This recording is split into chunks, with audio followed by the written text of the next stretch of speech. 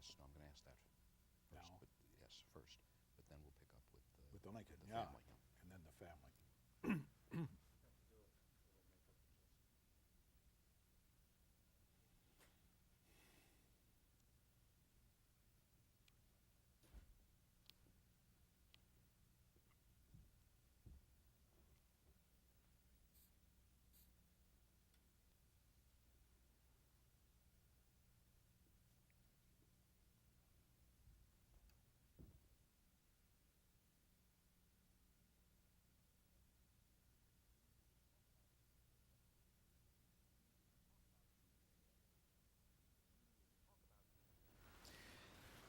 You talk about the media's vested interest in bringing you down, that they had reached a point of no return where they had to bring you down or suffer terrible embarrassment themselves. How strong is the media, really, in the final analysis? Can it accomplish something like bringing a president down? Oh yes, the media is very strong. Excuse me, I'm sorry. Spot on the president's right lapel. Which way? This is a spot on your right lapel. Yeah, that's right. Right there. Just No, it won't. It's needs wet. Now, I need moisture. Did that get it? That's it. Good. That's all. Keep going. Got moisture. Let's take it from the top. Here we go. Move down. Go to 2. Change your lights back.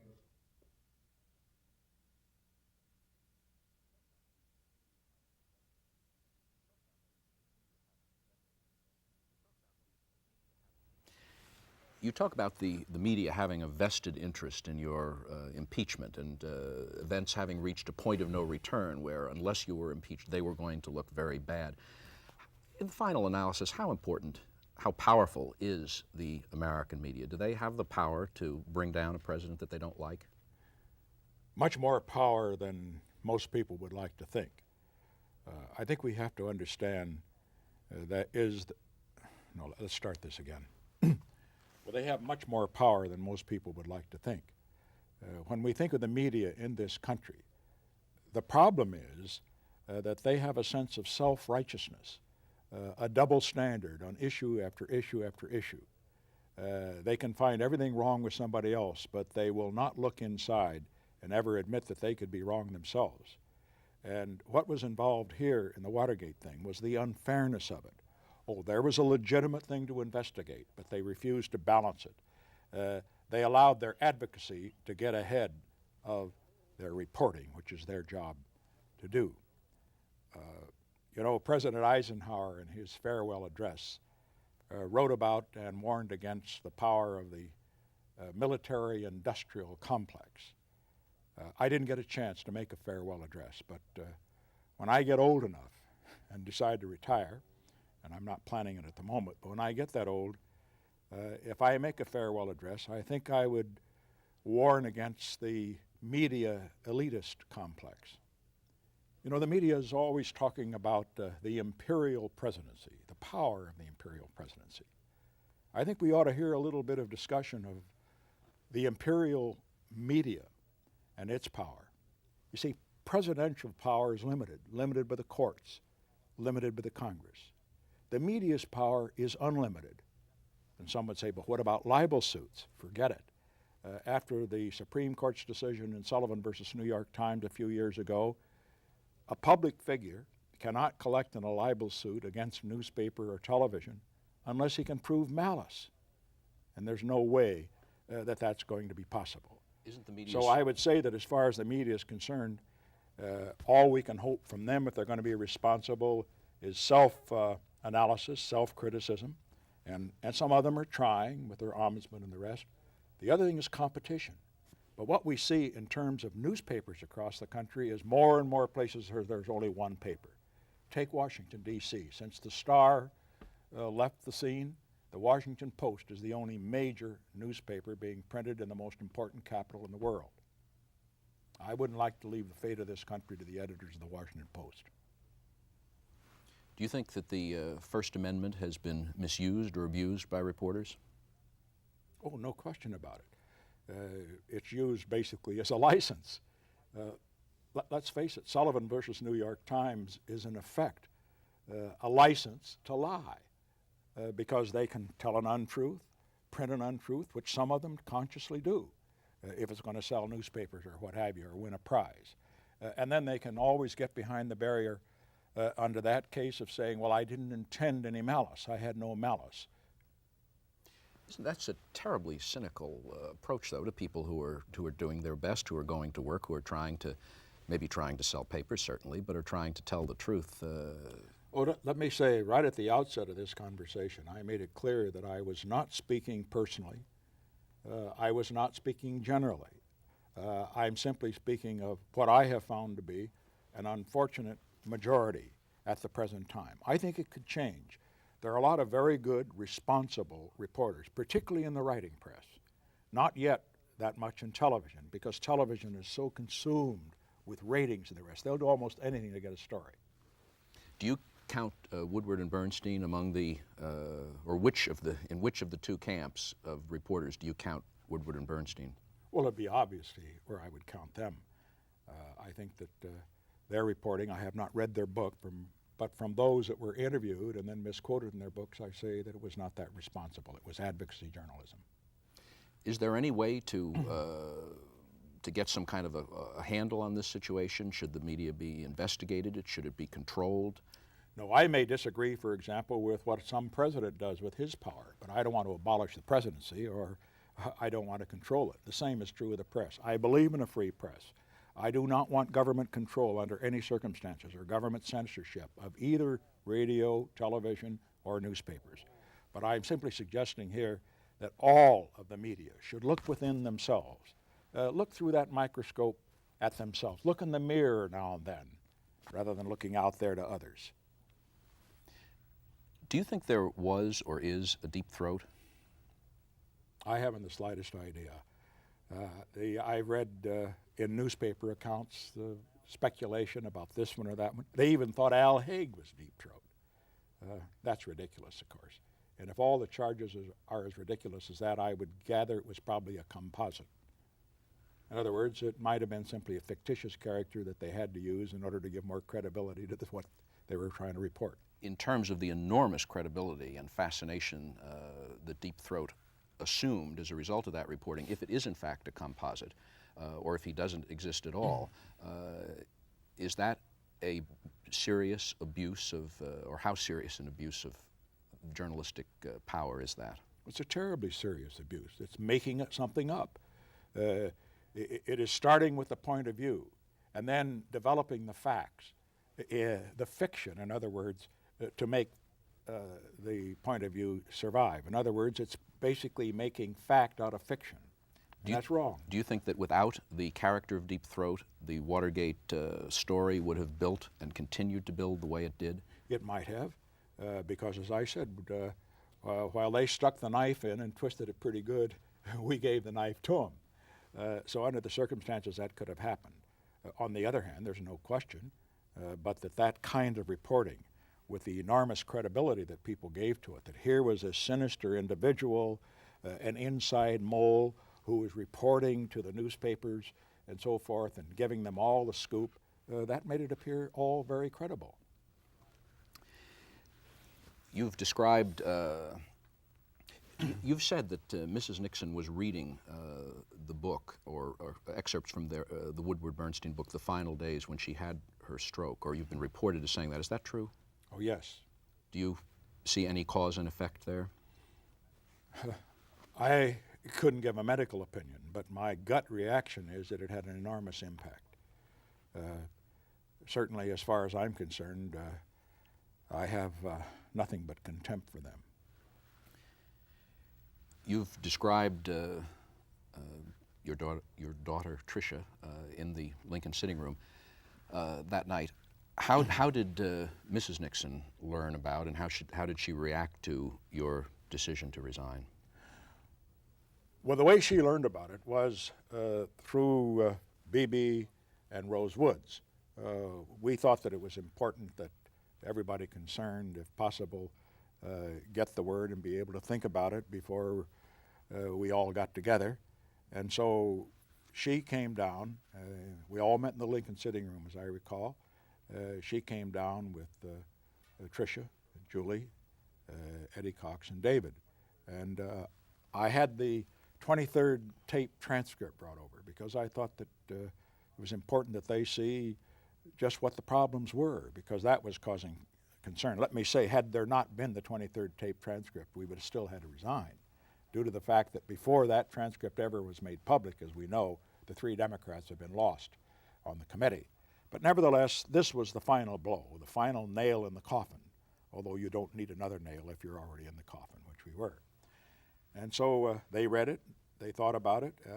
Eddie and David are both lawyers, as you know, and they said, well, it depends on how you ascribe the motives. And they made the point, which I tried to make too, that what I did 2 weeks later indicated that while at the time we were trying to get the CIA to at least try to stop the FBI's investigation, that at a later point I made it clear that if there were no CIA concerns, that then the FBI should go forward. But nevertheless, they realized it was a problem. I then indicated to all concerned that I felt that I had no choice but to resign. And I said, I have to resign for the good of the country. And Eddie Cox made a very interesting observation. He said, no, he said, you've got to realize that today the most important function a president has in the field of foreign policy. And even though you would be crippled, agreed, and could serve only half time, with your experience, that would be better than having Ford. He felt Ford was very competent, but he said he had no experience, or not as much experience in foreign policy. And then I went on to say, well, but you'll have Kissinger, he'll be there. He says, look, Kissinger's brilliant, but mark my word, unless he has somebody with him who knows as much as he does and will back him up, he won't be as effective. Well, under the circumstances, that sort of finished that subject. We decided to go to think it over and go to Camp David for the weekend. How did Mrs. Nixon react during this when she learned of your decision? She was very quiet about it, listening to the others, which she usually does. But she came down very emphatically against resigning. I mean, we have to remember that during the fund crisis, I was the one that felt that, well, I ought to give my resignation to Eisenhower. And she said, you can't do it. So you can't do it because of its effects on the children. You can't do it because Eisenhower lose the election. He says, these people are just dumb who think that if he does this to you, that they're going to be able to survive and get your supporters to support them in the final campaign. And on this occasion, she was a fighter to the last. She was the last to give up. She was the last to give up in the fund thing, the last to give up in 1960, and she was the last to give up this time. Very hard for her. It must have been a very eerie weekend at Camp David with all of you there with this enormous thing hanging over you, knowing that the decision had been made. It was an eerie weekend. Well, we saw a movie and we took a walk on the paths up there. Do you remember what the movie was? I don't remember the movie, no. I didn't much care for the movies. They were just a good way to relax. It wasn't Patton. It was something else. I think something that one of the girls had picked. I remember I went for the swim in the pool, and there's a sauna right next to it, and Eddie Cox was in the sauna with me. And he took that place because we weren't discussing it out in the room there. We wanted to sort of make it a pleasant last weekend. We thought it was going to be that. Eddie Cox says this, I want to tell you again, I know you've made this decision, but he says, I want to tell you that I know these people that are after you, and you've got to be sure that you realize what you're up against. He says, there's only one thing for you to do. And I said, what is it? He says, fight them, fight them, fight them. When you went back to Washington on the Monday, the transcript for the June 23rd tape, the smoking gun tape, was released. What was the reaction? Well, I should point out that before it was released, a statement had been made, which Ray Price, who had started work on the resignation speech on Thursday, and then I turned him off to do this work. He had worked on a statement on this, and Jim St. Clair and the other lawyers had been up to get a statement out accompanying the tape. Well, Al Haig brought that to me the last day at Camp David to look at it. When I saw the statement, I was really almost horrified because it made a very good case for the lawyers, which it should, saying they were not informed of this, prior to the time they made their presentation to the committee. But it made a very poor case for me, their client, by not emphasizing, as I thought, enough what I had done 2 weeks later. I mentioned this to Al Haig, and I'd written out a few words to correct it, and for the first time he got a little abrupt with me, and I understand why. He said, nope, he said, we can't do a thing more with it. If we don't take it just the way they fixed it, they're going to jump ship. I said, well, the hell with it. Let them write anything they want. I made my decision anyway. So when we got back to Washington, he knew the decision was made, as he'd known it before, and we decided that night to go out for one last ride on the Sequoia. That also was a rather eerie ride, I may say. We talked about everything but what Tricia has called, quote, the subject, end quote. We talked about movies that Julie had seen with David. I don't even remember what it was. We talked about how Rose was, who she was with us during these last days, how she was handling some impertinent inquiries from the press in her usual very effective way. And so the evening ended rather pleasantly, and I went down below to stretch out, because I'd had a pretty hard weekend, I thought, thinking about all these things. Rose took the call from Al Haig with regard to the reaction to the tape, and she came into the bedroom down below where I was stretched out, and she read from her shorthand notes. It's about as we expected. I kind of winced as some of the names were read off of those that had left now, left my support.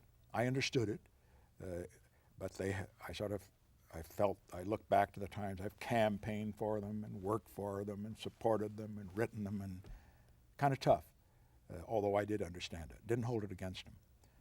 And, but then she read off that the cabinet, however, was standing firm for the most part, and then she left the room. And so I just turned off the light and closed my eyes.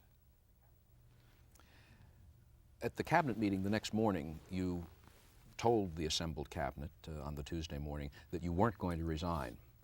Why did you do that? Had you changed your mind? No, I told them quite deliberately. I knew the cabinet well. I knew from what I had heard from Al Haig and others that some of them felt that they would like an opportunity to present their views and, in effect, to lobby me to make a decision in that way. I respected the cabinet, but I wasn't about to allow them to get me to resign. It had to be my own decision, taken in my own way at the right time.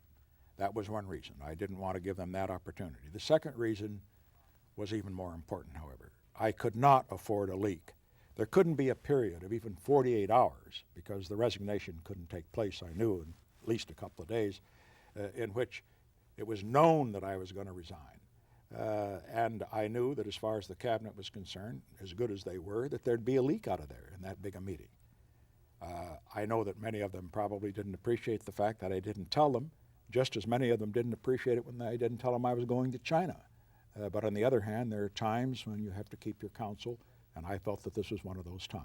I regretted it because I would like to have told them, but I didn't think it was the proper thing to do. Right after the cabinet meeting, I asked Henry to come in, and I told him, of course, because we had to inform foreign governments and all that sort of thing. He said, well, he supported the decision, he regretted it, but he simply, it just wasn't, it was asking too much to ask me to be dishonored, as he put it, by having to go to trial for 6 months before the Senate. Had you told Vice President Ford or informed him that the decision was imminent and that he might become president on very short notice? Yes, that he was kept informed throughout, not by me, but by Haig. And then after this particular day, I, of course, by telephone, discussed the matter with him. Are you aware that after this cabinet meeting, Secretary of Defense Schlesinger went back to the Pentagon and met with the Chairman of the Joint Chiefs of Staff and then issued an order that no alert or alert of American forces could be declared without his counter-signature, and he's since said it was because, or it's since been said that he said, it was because he feared your stability and that you would either use a foreign crisis to maintain yourself in office or that you would use domestic troops in order to retain yourself in office, in effect a coup. Incredible. Why did he think that, though? I don't know. I don't know. I have great respect for him. I appointed him to several very important positions, as everybody knows. But I can't understand why he would do that, because that just isn't the way I'd operate. There was nothing in my mind whatever like that. I had made the decision, actually, to resign on the 23rd of August. It was just a question of, frankly, programming it the right way. Does it frighten you that for 3 days, although you didn't know it, if for some reason you had to declare an alert, it wouldn't have happened because of the intervention of this order? Oh, I think it would have happened. Weakened as I was then, let me say, I had handled Schlesinger before when he didn't want to send the planes to Israel. And I said, look, you send them. Send everything that flies, damn it. And he did. And in this case, I would have shaken him up pretty damn good. I'm glad it wasn't necessary. When did you inform General Haig that you had actually reached the decision? The afternoon after the cabinet meeting, I had Haig and Ziegler come over, and I said, well, the things are moving very fast now. I think that we should do it on Thursday. And I then proceeded to give several suggestions with regard to the content of the resignation speech, passed them on to Ray Price. Things were moving very fast. This was on the Tuesday afternoon? This was the Tuesday afternoon. And I said to General Haig that I would resign, but it would be with dignity and with no rancor. And he said, you will be as worthy, your exit, he said, will be as worthy as your opponents are unworthy. And then I thought a minute and I said, well, Al, I really screwed it up, didn't I? He didn't have to answer.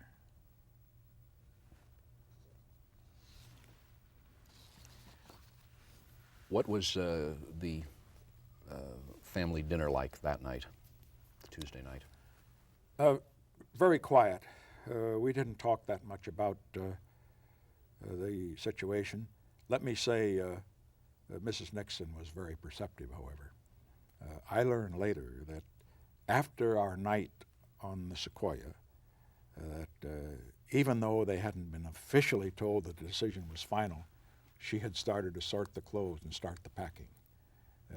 Incidentally, for 3 days, from Monday night until we left on Friday morning, she didn't sleep at all, packing 5.5 years of clothes and other mementos preparatory to leaving. With us, sometimes, as it is between people that are very close, you don't have to say it publicly or even privately. Things unspoken say it even more strongly. That night, after you had been working in the Lincoln sitting room, you got back to your room, and as you write in your memoirs, there was a note on your pillow. Well, as a matter of fact, even more interesting, I did another amusing point. Monday night, after we got back from the ride on the Sequoia, I just couldn't sleep, and understandably, I guess. And so I went down to the Lincoln sitting room about 2 o'clock in the morning, and I lit a fire. It was the middle of the summer, but the air conditioning was on. I always lit fires in the middle of August, it didn't matter. And I sat back, lights off, enjoying the fire, and 2 men burst into the room wearing overalls and so forth. They said the fire alarm has gone off. Apparently I had not opened the ventilators so the smoke was out. And so they fixed it and fumbled around and so forth and so on, and they started to leave the room. And the younger one of the two sort of turned rather deferentially, said, Mr. President, we just want you to know we're praying for you. Then after the Tuesday night dinner, which was family dinner, and Mrs. Nixon made it very pleasant for us and had the dogs come in and do their usual begging at the White House table and so forth, and we joked about that. But she too, like me, she'd had a lot of practice going through crises, knew how to handle it. And then I worked again in the Lincoln sitting room, working on my resignation speech then, until very late. Julie hadn't been there at dinner because she had to be out with a celebration that David's parents were having. I got back into my room and there was a note on my pillow. You've reprinted in your memoirs. I have a copy, if you would read it. She often wrote me notes, and she'd leave them around. Said, "Daddy, I love you. Whatever you do, I will support. I'm very proud of you. Please wait a week or even 10 days before you make this decision. Go through the fire just a little bit longer. You are so strong. I love you." Signed, Julie. And then a P.S., "Millions support you." Like her mother, she was a fighter. If anything would have changed my mind, believe me, that would have done it. But it was too late. Didn't your family, in fact, continue to argue even the next day against Oh, yes. the resignation? The following Or day, at least against doing it so soon? against doing it at all, as a matter of fact. They wanted me to delay, to take the heat a little longer, but they felt that in any event it was the wrong thing to do, wrong for the country as well as for myself personally. David and Eddie came in the next day. They were among the first visitors. It was a very busy day, the Wednesday before my last full day as president. And I mentioned to David the point that I'd made about the party, because I knew he was very interested in politics. And I said, "You know, I've got to do this for the party because I'm a liability." And he said, "You don't owe the party a damn thing." He said, "That's the way Grandpa thought, and that's the way you should think." He said, "After all, you rescued the party from oblivion after 1964. You ran way ahead of them in 1972. You do what's best for you and what's best for the country." And Eddie Cox had a little different approach.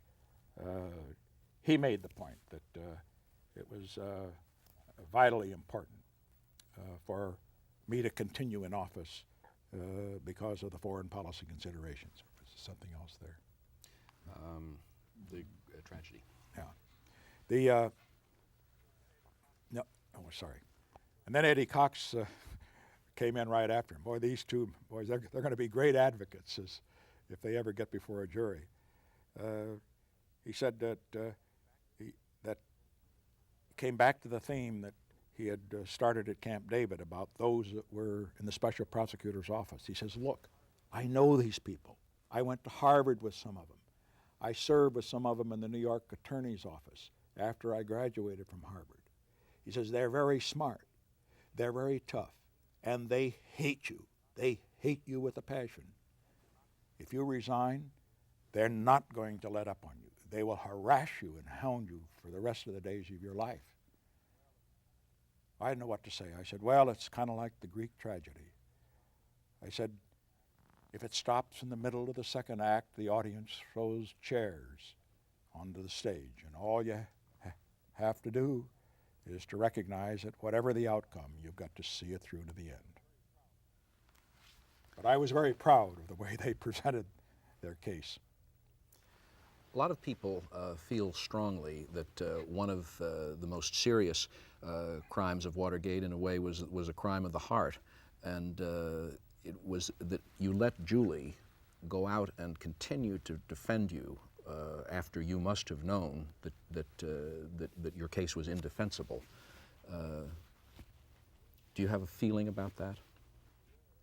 I was frankly not as aware of that as many people would think.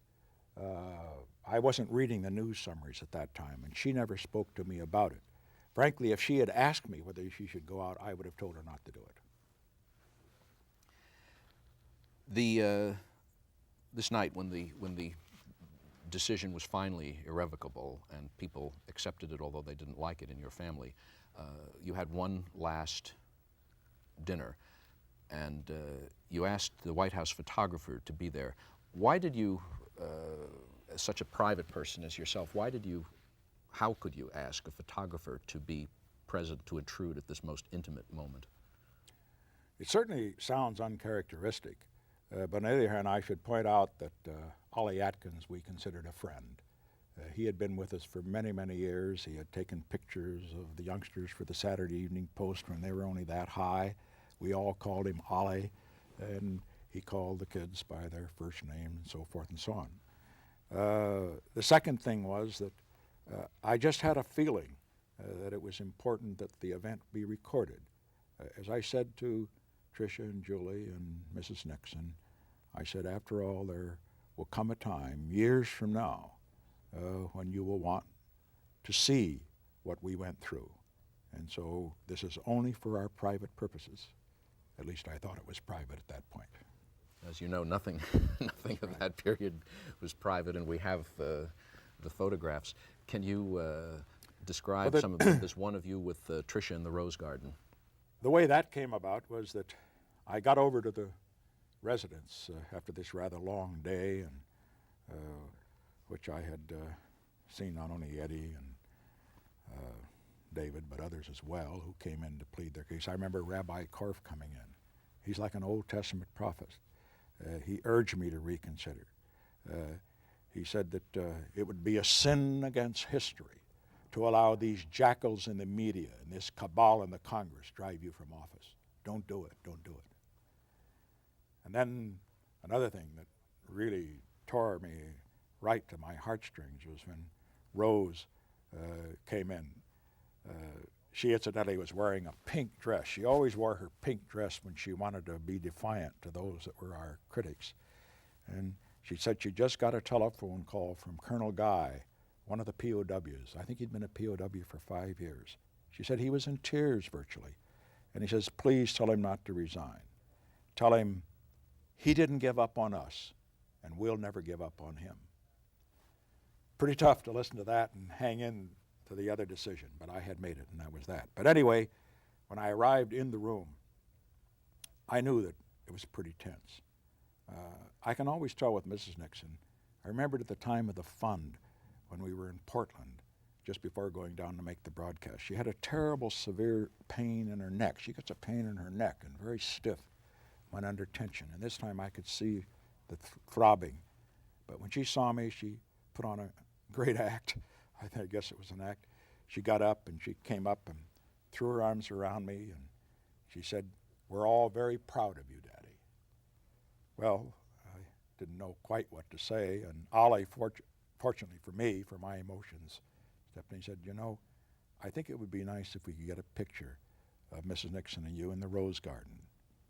And she said, no, Ollie, that's too much. I just can't do it.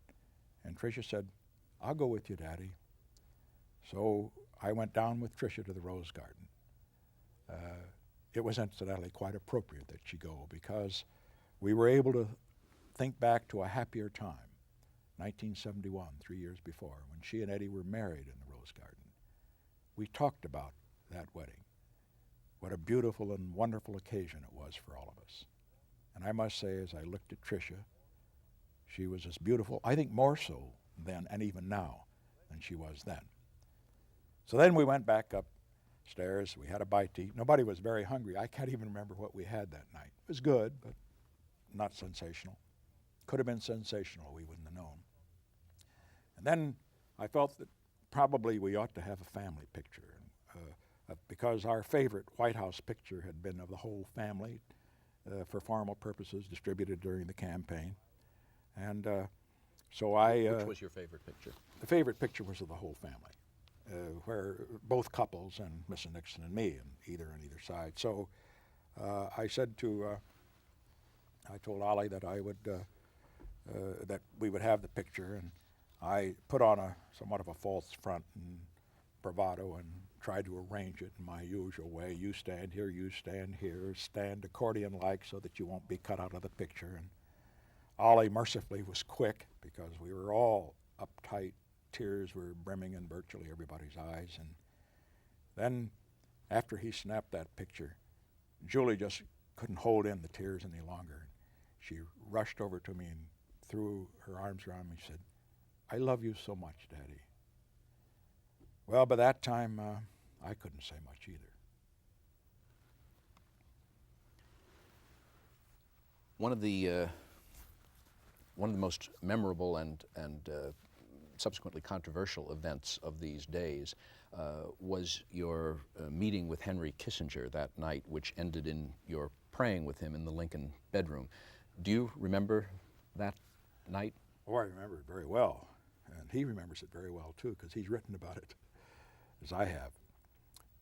What happened is that he came over, and we had to discuss the sending of messages to people around the world we dealt with. I wanted to assure them all that President Ford was a strong man, that he had my total confidence, and that he supported our foreign policy. And so we worked on some of those messages, and then we reminisced about some of the great events of the past. We reminisced, for example, about particularly the meeting in that very room 3 years before, when we got the message about the trip to China. And so I walked down the hall to the kitchen, and the same bottle of Courvoisier that we had toasted from 3 years ago when we got that historic news, I found there. Nobody had drunk anything out of it since then. I brought it back with a couple of snifter glasses, and we proposed the toast not just to the past, but to the future. I must say, we weren't quite as elated this time as we were. And Henry, in his rather gruff way, but very sincere way, he said, "If they continue to harass you," he said, "I will resign, and I will tell the reason why." And then I started to escort him out, and almost by emotion, right next to the Lincoln sitting room is the Lincoln bedroom, which incidentally used to be the cabinet room at one point, or the office. And I said, "Henry, just wait a minute here." I said, "On special occasions in times past, for example, before we went to China, before I had a major speech or a major press conference, before we went to Russia, I would stop in this room and have a moment of silent prayer, because I just sort of gathered strength just from being in this room where Lincoln had been." And I asked him to join me, and we knelt quietly in the Quaker fashion for a couple of seconds, got up, I escorted him out. A few minutes later, I felt a little embarrassed about it because I thought he might have been embarrassed. And I called on the phone. I said, "Henry, you know, that was a very private matter, and I hope it didn't embarrass you." He says, "Not at all." He said, "This isn't going to leak." Of course it did. I was not surprised. Were you hurt? Nope. I was beyond the point of being hurt then. Later, after that meeting, Ron Ziegler came over to go over some of the details of the Yes. upcoming speech. And then Do after you we remember that? that was now way past midnight, and as Ron was leaving, you know, he had been a loyal fellow and so forth and so on, and I sort of thought, you know, I've really never given him a tour of the upstairs. He'd seen it, of course, but I wanted him to see it through my eyes. So I had all the lights turned on in the Queen's bedroom, in the Lincoln bedroom, and in the yellow oval room, and so forth and so on. And I walked through the rooms and showed them all to him and explained a little about the history, and finally took him to the elevator. He seemed to be quite moved by it, and he just said simply, he said, "You've had a great presidency, sir." On the morning of your last day as president, you met with Vice President Ford. What was that meeting like? But tough for him, and tougher for me. We had worked together for many years. He came to the Congress only a year after I did. And we had fought in many good battles. We'd won most and lost some as well. I told him I thought the country would be in good hands. I told him that it was very important, I felt, for him to keep Henry Kissinger. He agreed. He said he thought we had a fine cabinet. And then as we were leaving, I said, "I'm going to tell you something." I said, "I remember so well one of the last conversations I had with President Eisenhower. As a matter of fact, the last conversation I had with him before I was inaugurated. He called me on the phone. He said he wanted to wish me well. And then he went on to say, and his voice broke a bit when he said it, he said, 'You know, I have only one regret on this great day. This is the last time I can ever call you Dick, Mr. President.' And I said, 'Jerry, this is the last time I'll call you Jerry, Mr. President.' Brought a tear or two to his eyes, I think to mine too. We shook hands. He left. Later in the day, General Haig and Ron Ziegler came in and had brought word of a meeting with the special prosecutor Jaworski, in which he had said that he thought you were making the right decision to resign, but that there would be no deals. How did you respond to that? I don't think it was quite that there would be no deals. As a matter of fact, it was put in a way that he was implying that he would try to do what he could to see to it that there was no further prosecution or harassment and so forth. And based on the previous record, I didn't have much hope that he would accomplish anything. But what irritated me about it was that he apparently had coupled the two, that I was resigning so that he would lay off of me. I wasn't doing it for that. I sort of, uncharacteristically in that period in which I was trying to control emotions, I sort of blew my stack a little. And I said, suppose you go to prison. I said, after all, some of the greatest books have been written in prison. Look at Gandhi. Look at Lenin. I don't think either Lenin or Gandhi would appreciate it being coupled like that, but I did at that moment. Then afterwards, I said to Ron Ziegler, I said, Ron, I was beginning to be rather introspective at the moment. I said, how can you really support a quitter? You say, yeah, I know I've got weaknesses, but I've never been a quitter. So let me tell you what happened to me in my first year as a freshman in college. I went out for track. I wasn't fast enough and didn't have the wind enough to do too well, but I ran the mile. And I remember I was in a race, and I was running in last place. No way I could win it. But I wasn't about to be last. And I remember that I sprinted the last 50 yards and finished next to last. I just wasn't about to be a quitter. Do you have any special recollections of the two meetings you had, one with the congressional leadership just before you went to make your resignation speech, one with the congressional leadership, and then one with your supporters from Congress in the cabinet room? Well, the congressional leadership came over to see me in the EOB, and it was a very, shall I say, cool meeting, understandably so. I explained to them what I had intended to do. I expressed my appreciation for their understanding, for working with me. It was very brief because these were not particularly people that I was very close to. I remember the most understanding one seemed to be the two. One was Carl Albert. When he came in, he says, look, I hope you don't think that I was responsible for this. As you know, it was Kip O'Neill, who was not at this meeting, who had been the lead horse in leading the charge for impeachment. And Jim Eastland was the other. He didn't say much, but you could just see the profound sympathy in the man. Who were the unsympathetic ones? I wouldn't say they were unsympathetic. I think, as a matter of fact, let me put it directly, it's hard for me, but it was hard for them too. For Hugh Scott, that I had known for many years, and Johnny Rhodes, that I had known for many years. Mike Mansfield, I remember so well, I said, well, Mike, I'll miss our breakfast. And he was puffing on his pipe. He just nodded. But as looking back on it, I think what happened was that they felt a little embarrassed about even being there, embarrassed because it was such a difficult time. And so I closed the meeting mercifully as fast as I could and then went over to the meeting with my supporters. Do you remember that? The meeting with supporters was in the cabinet room. The cabinet room normally seats about 20, and you can put another 10 around if you can. This time they crowded 55 into it. They had to pull my chair out from the table in order to let me sit down in order to get everybody around it. It was the most emotional meeting, I guess, that we had, even more emotional than the ones with the family, because with the family we had the understanding and so forth, the quiet understanding. We didn't let our emotions get away, but you could just feel the emotion rising and rising. First, the room was hot because so many people were in it.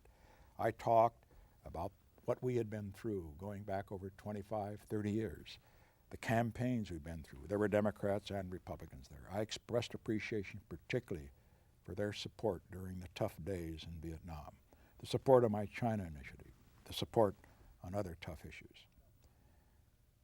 I don't think they were paying much attention to what I said.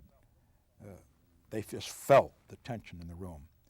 I looked across the table, and directly across from me, Les Ahrens, the whip and the Republican side. My friend for 25 years, he started to cry, and he put his head down in his arms and just sobbed. And I just can't stand seeing somebody else cry. So I just sort of abruptly quit talking. I choked up. I said, I just hope I haven't let you down. Of course, I knew I had. And somebody pulled the chair back, and I left the room. Well, I went into the little room away from the Oval Office. The broadcast was to be there for the speech.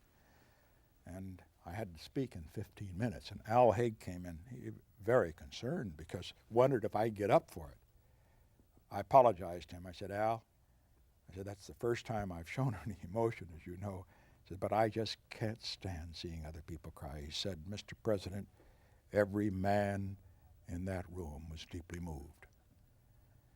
I don't know how I got myself together, but I did, and went out and read the speech. And that was the resignation speech of Thursday night. What did you do after the speech? Well, after the speech, I went over to the residence. Henry was very, very thoughtful. He came up to me and he said, I'd like to walk to the residence with me. He said, I've always done this after the important speeches. And as we got to the door of the residence, he said, Mr. President, history is going to record that you were a great president. I said, Henry, that'll depend on who writes the history. I went upstairs, and all the family was gathered in the West Hall. And as I came in, David said, I don't see how you did it. I don't see how you did it, because he had seen the text in advance. And then suddenly they all got up, and they came around, just surrounded me. It was sort of a huddle, sort of a family embrace, saying nothing and saying everything. And then Tricia said, Daddy, said, you're wet. Your coat's wet through. And I began to have a chill. And what had happened was that the room had been so hot, and the tension was so great that I was perspiring clear through the suit. The same suit, incidentally, that I had worn when I had gone to Moscow and spoken on television to the Russian people just in 1972. Well, soon the chill went away, and I went down to the Lincoln Room and made a few calls to people, heard the chanting outside, reminded me of the Vietnam days, except this time the chant was jail to the chief, jail to the chief. Didn't bother me, however. You know, after all, I'd been heckled by experts. How did you spend that last, or how did you end that well, last by the end night? of I made calls to people saying goodbye, some of them that I had not been able to see earlier or speak to. And at about 2 o'clock in the morning, I had Manolo come in, and I told him to turn off all the lights. And at about that time, I walked from the Lincoln bedroom down to my own bedroom in the dark. I wasn't afraid of stumbling. I knew every inch of that house, after all. It had been home for 5.5 years. Went to bed, didn't sleep very well, and I woke up with a start the next morning, the last day, wondering if I'd overslept, and I looked at my watch. It was only 4 o'clock. Well, I tossed and turned, then I got up, and I walked into the kitchen, thought I'd get a bite to eat. And Johnny Johnson, one of the White House butler, was there, and I said, Johnny, what are you doing here so early? He said, isn't early, Mr. President. He said, it's almost 6 o'clock. And I looked at my watch. As a matter of fact, it's the same watch I have on here.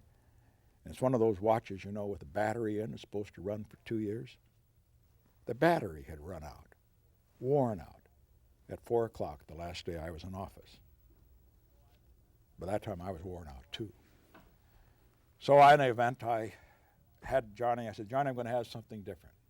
This is about the only really different thing that I did that day from my usual habit. Usually I have a very simple breakfast. For years I would just have orange juice, cereal, and a glass of milk, or papaya cereal and a glass of milk. That's all I had, the same thing, day after day for 5.5 years. Because I'm not supposed to have eggs because of high cholesterol or some foolish reason, and so forth and so on.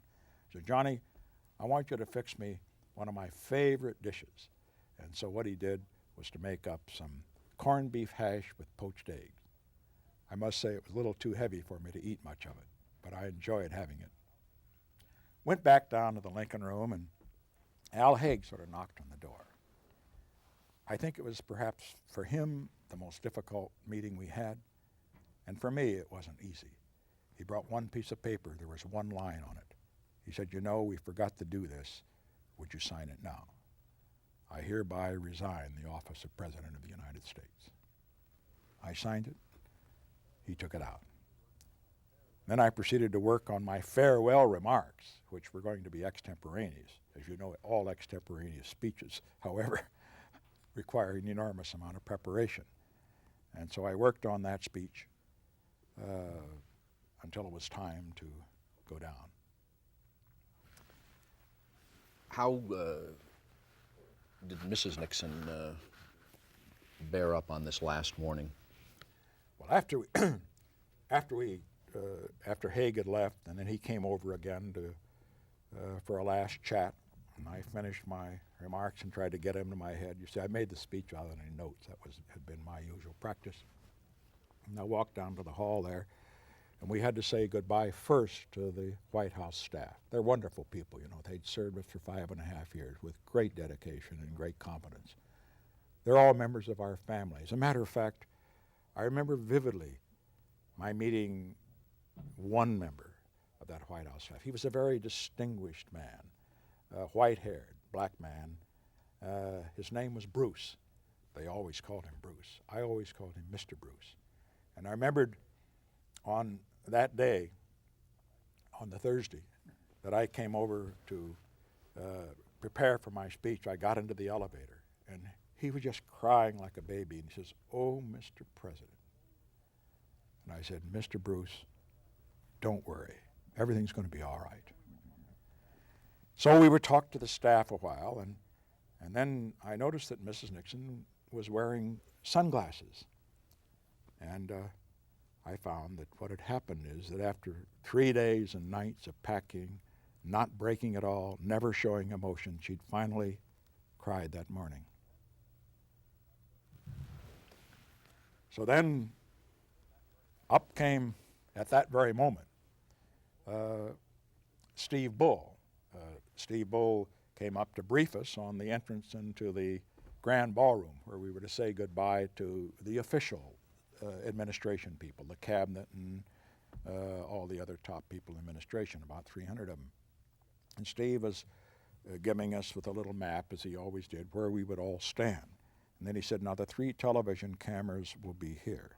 And Mrs. Nixon said, "Not on your life, not on your life." She said, "After what they have done to us, I am not going to let them interfere in this last private meeting with our friends." Well, I had to disagree, and I said, "No, we have to do it. We've got to do it for our friends. We've got to do it for the country." And she was a good sport. She did it, and we all walked down together. How did you feel as you signed that one-sentence letter to the Secretary of State resigning the presidency of the United States? I didn't have any special feeling about it then because I was so numb. After all, in my own mind, I had resigned 2 weeks before. You know, I was up and down. I was hoping for a miracle, knowing that I would have to create one and that it wasn't any way I was able to do it. And so from then on, it was simply the water dripping on the rock and wearing it away. And so that was just another drop of water on the rock. It was done then. If it had been a surprising incident, it would have had a reaction, but it didn't have any reaction. Nothing did at that point. I was just numb. Did you use any special pen to sign it? No. Just one of my pens from my pocket. What do you recall? It wasn't one of those cases where I wanted a special pen, as we do for bills and so forth and hand them out. I wasn't about, if somebody had suggested a special pen, they would have found their tails right outside that room, and Haig had the good sense not to bring in a special pen. Of course, what they would have wanted me to use 50 special pens and give replicas of the pens or the actual signing pens to the members of the House Judiciary Committee, and I wasn't about to do that. What do you recall from that East Room speech that last morning before you left the White House? Very emotional speech. I recall speaking from the heart. Tricia later in her diary, which she let me see, wrote that for the first time she was glad people were able to see Daddy as he really was. Spoke from the heart, thanked them for what they'd done, expressed my pride in the fact that in this administration there'd never been an example of anybody profiting financially from having served in office. Told them that they must not allow what happened to me to discourage them. In effect, that we learn from our defeats, that life isn't over because you suffer a defeat. Just some of the philosophical guidelines that have enriched and it sometimes, I think, guided me in my own life.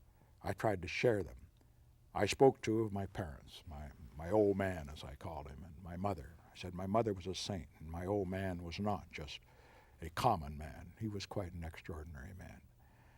And that was about it. It was noted that in that speech you talked about your father and your mother. You didn't mention Mrs. Nixon. Was there a reason for that? That's the most fatuous and I think disgusting comment I've seen. Look, I had just seen Mrs. Nixon. She had broken into tears. She was emotionally uptight. I wasn't about to mention her or Tricia or Julie and have them break down in front of all the people in the country. That would have destroyed her. She had too much dignity. She was always proud of that. That's why I didn't mention her. She knew that I was mentioning her in my heart. That's what mattered. Do you know that your reticence that you've referred to several times about public displays of affection have led to story? You've never said, for example, I love her in public, and